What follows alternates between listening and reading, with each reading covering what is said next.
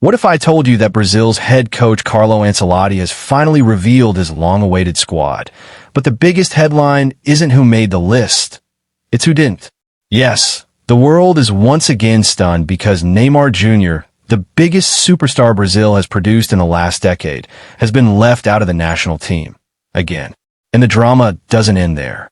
This squad announcement raises major questions, triggers heated debates, and exposes surprising weaknesses inside Brazil's structure ahead of the upcoming matches.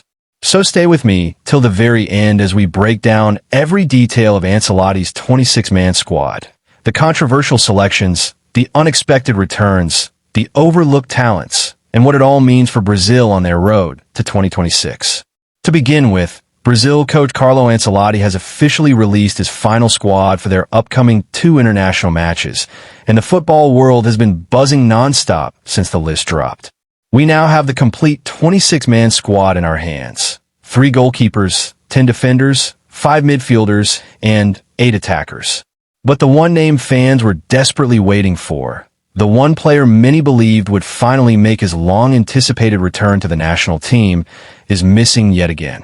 Neymar Jr, once the heart and soul of the Seleção, has not been called up. For almost 2 years now, Neymar has been absent from the Brazil national team, and despite high expectations that he might finally be reintegrated, Ancelotti has decided not to bring him back. Whether this is due to fitness, strategy, or a long-term vision is still unclear, but one thing is certain. Brazil will move into these next 2 matches without their former talisman. Now, let's take a closer look at the squad itself. Starting with the goalkeepers, Brazil's lineup features some familiar names. Manchester City's Ederson has been called up as the primary shot stopper. Joining him is Hugo Souza from Fenerbahce and Bento Matus of Al Nassr. All 3 goalkeepers bring different strengths. Ederson with his world-class distribution, Hugo Souza with his reflexes, and Bento with his impressive consistency across the last season. It's a solid set of choices that gives Ancelotti tactical variety in the back. Moving to the defense, this is where things get interesting. Ancelotti has included 10 defenders, and among them, we find a standout surprise.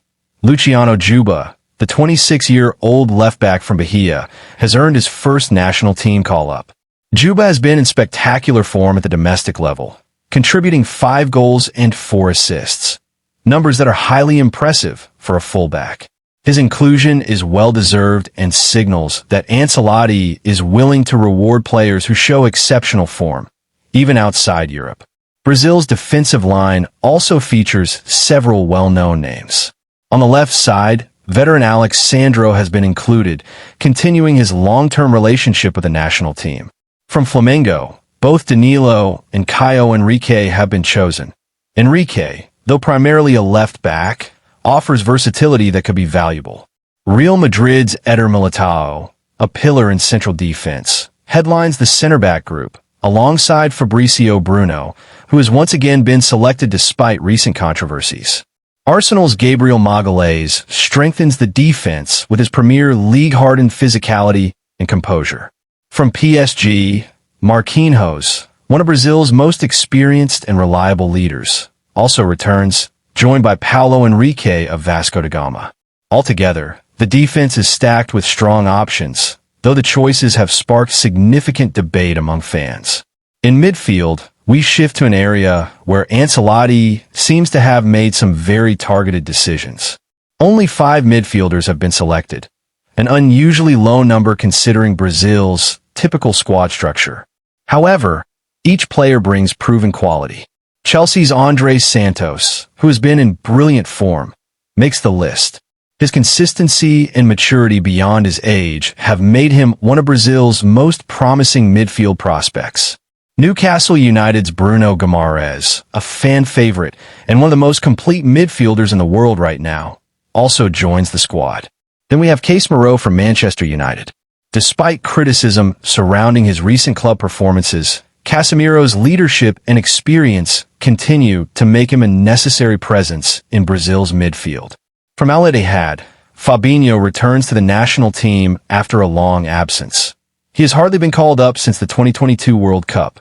Now, Ancelotti appears ready to give him another chance.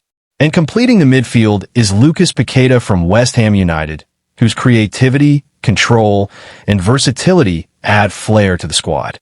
Overall, the midfield is solid, but the limited number of midfielders raises concerns about depth, especially in physically intense matches.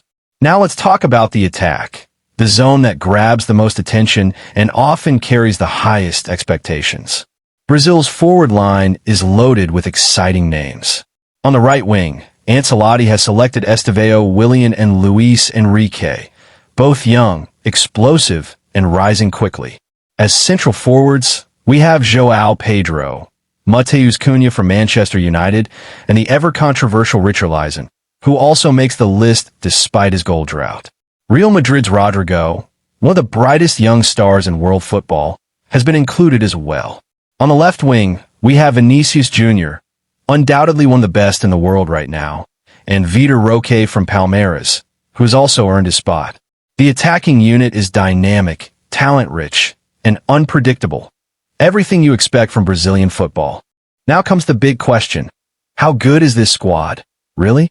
If I say the squad is not completely perfect, many of you will probably agree, while others may not.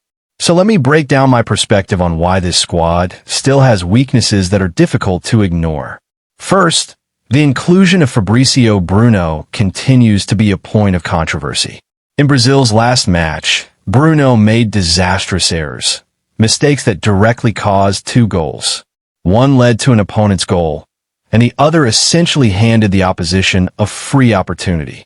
Normally, such performance would raise serious doubts about a player's reliability. Yet Ancelotti seems determined to continue trusting him. Is this a sign that Bruno is being prepared for the 2026 World Cup? Is this long-term belief justified? Many fans are struggling to understand why he continues to be selected despite repeated mistakes. The debate will only intensify if he fails to perform in the upcoming matches. Another questionable decision lies in the right-back position. Danilo, although experienced, is nearing the end of his prime. By the time the 2026 World Cup arrives, he will be around 34 or more.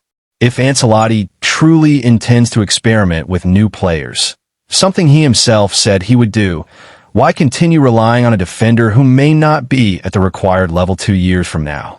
Brazil has had plenty of opportunities to test younger right-backs, yet Danilo remains a constant figure. It raises a serious concern. Is Brazil truly planning for the future or simply sticking to safe but outdated options? Moving back to midfield, having only 5 midfielders is a dangerous gamble. Although players like Rodrygo, Vinicius Jr, or even João Pedro can drop into attacking midfield roles if needed, this is still not ideal. The midfield is the engine of any team, and in high-pressure international fixtures, running short on midfield options can cost a team dearly. So while the individual players are strong, the depth is undeniably weak. In the final third of the pitch, Brazil's choices are both exciting and questionable. Vitor Roque's inclusion is a fantastic decision. He is young, fast, and clinical. But the number of players who can play in the center forward position is unusually high. Richarlison, Vitor Roque, Vinicius Jr, and even Rodrygo can all be used centrally. In theory, having options is good, but in practice, this creates imbalance. Richarlison, in particular, remains a puzzling selection. The last time he scored for Brazil was during the 2022 World Cup against South Korea. Since then, he has struggled dramatically, failing to contribute goals despite receiving multiple chances in both club and country. What makes Ancelotti continue to trust him? Fans are baffled, and until Richarlison delivers, the criticism will not stop. All things considered, this squad has strengths and weaknesses.